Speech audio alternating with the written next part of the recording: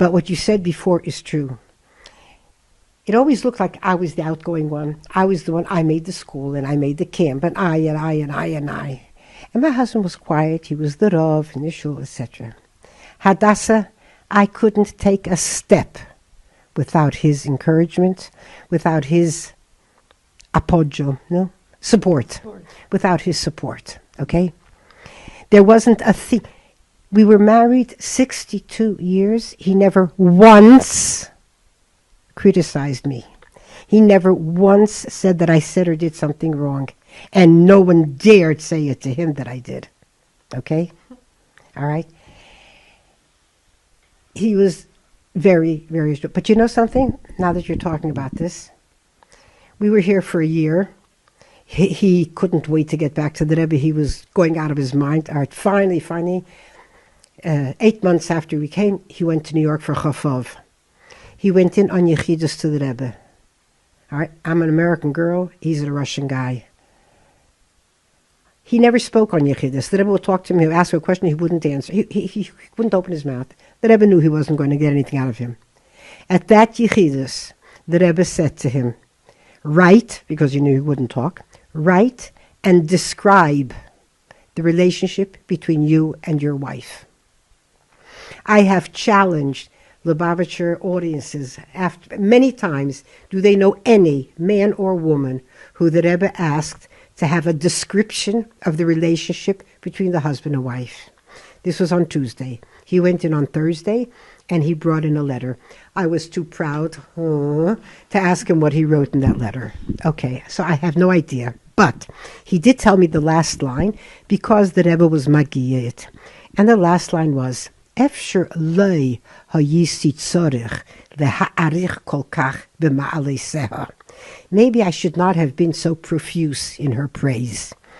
Maybe I should not, the Rebbe crossed out the not, have been so leha'arich, the Rebbe underlined twice. This is Thursday. Okay. Sunday morning, he was leaving Sunday night to come back to Milan. Sunday morning, the head secretary of the Rebbe, Rabbi Chadakov, says to him, oh, you're going back today? I'm fine.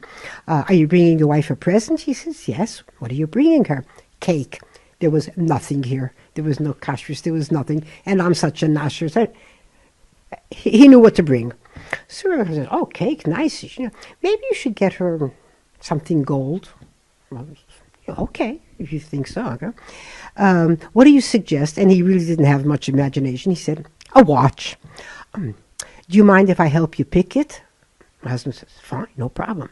But it was Sunday. The stores were closed. Rabbi Simpson had just started. Today they have a big, beautiful jewelry shop in Borough Park, but then he had just started in business. Then they called him up, and he brought a suitcase of watches into the Merkus office. And there, the 2 or 3 secretaries, my husband, this one said, this watch is this, da, da, da, da, da. At a certain point, Rabbi Chadakov took all the watches and brought them into the Rebbe. Wow, when my husband saw this, he nearly fainted. Out came Chadakov, and the Rebbe said, if there's time, the face of this with the band of this. And if there isn't time, then this one. And he sent out, this was at the end of beginning of Elul, Ambachser, the Rosh Hashanah Yom Kippur. He said, and this is my present to her. Hadassah, when my husband came home, had I asked him for the moon, he would have walked straight up and gotten it for me. He didn't know what to do for me. I ask you, what was the Rebbe trying to do here? My husband didn't complain about our relationship. I didn't complain about the relationship. All of a sudden, the Rebbe has nothing else to do but to worry about our relationship. And good. So he got a nice letter that it's Baruch Hashem, very nice. So, and he teaches my husband, bring her a present. Obviously, it wasn't the secretary's idea. And that is the reason you would think such a private story. Why should I tell it in public? But I purposely tell it because you even asked, wow, what does the Rebbe feel about this? How does the Rebbe feel about that? How does he feel about women? Do you know what? One of my latest messages, in our later years, the Rebbe had once said to my husband, learn chitas with your balabasta, with your wife. Okay? Just a few months ago, my daughter-in-law in New York asked me if my son is a Rav in a shul, so she asked me if I would give him a message to the women. And I said, the Rebbe told my husband that he should learn chitas with the balabasta. He didn't say teach it to her. He said learn it with her, as though we were two equals. Learn it with her. I said, now the Rebbe told us already.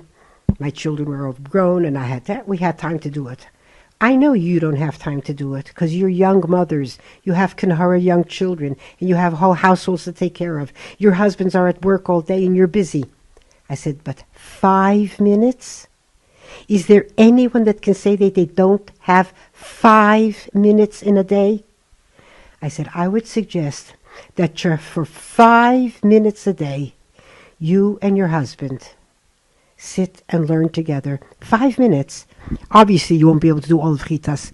Choose what you want. You want to do the Chumash, you want to do the Tanya, and you won't be able to do all of it. In any case, makes no difference. Create an island for you and your husband. 5 minutes a day. No telephone, no children, nothing. Just you and your husband. Okay, you and your spouse. And that will be an island that will be only yours.